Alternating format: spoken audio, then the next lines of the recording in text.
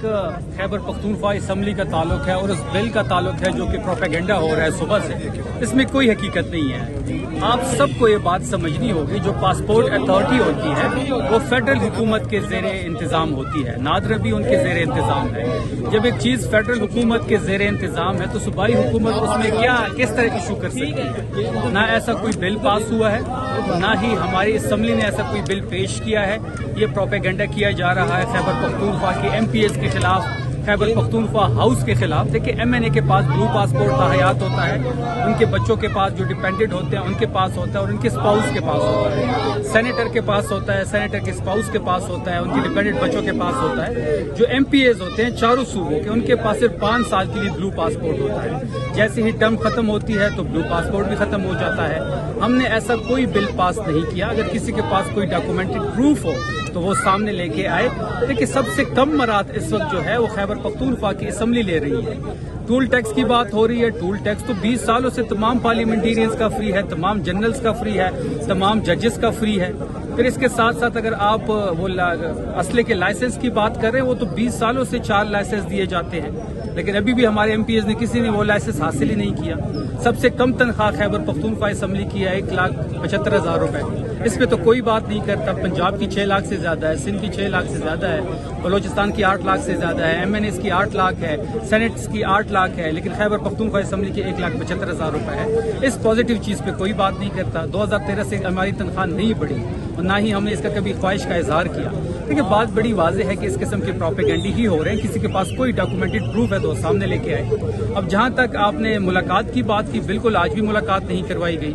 इस वक्त तकरीबन 5 बज रहे हैं और मुलाकात का टाइम खत्म हो चुका है। फैमिली की मुलाकात नहीं करवाई गई। कुछ दिनों से एक बयानिया बिल्ड करने की कोशिश कर रहे थे कि नौरीन बीबी को इजाजत है, वो मिलने नहीं आ रही। तो नौरीन बीबी तो पिछले ट्यूसडे को भी आई थी, आज भी मौजूद है, लेकिन ये सिर्फ प्रोपेगेंडा है, ये अफवाह है। हमने पिछले ट्यूसडे को भी जेलो काम से रब्ता किया था कि नौरीन बीबी टाइम से पहले आ गई थी कि बीबी यहाँ पे मौजूद है, अगर उनकी मुलाकात तय है तो आप उनको अंदर लेके जाएं।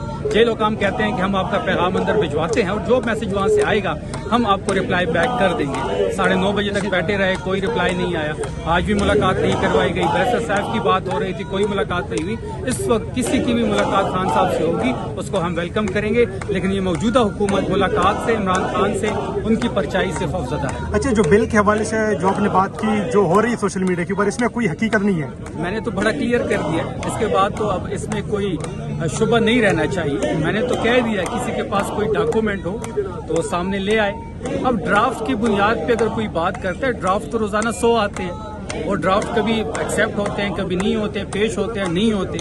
ऐसी कोई भी चीज ना पेश हुई है ना पास हुई है। कैबिनेट से कोई अप्रूवल नहीं मिली, कोई अप्रूवल मिली नहीं है, ना डिस्कस हुई है। लेकिन सर आजकल बिल कैबिनेट में पेश नहीं होते हैं, वो इसलिए मैं कह रहा हूं कि असम्बली में कोई बिल पास हुआ वो ले आए। तो सर पंजाब असम्बली में हमने देखा था कि पिछले दिनों एक बिल आया था और स्पीकर को भी पता नहीं था, वो कैबिनेट सर वो पंजाब की असम्बली का तो वो कहता है जवाब ऐसे तो नहीं होगा केपीके में। सर अगर होगा तो कोई डॉक्यूमेंटेड प्रूफ होगा ना, कोई बिल पेश होगा तो कोई बंदा उठेगा असम्बली के फ्लोर पे बिल पेश करेगा।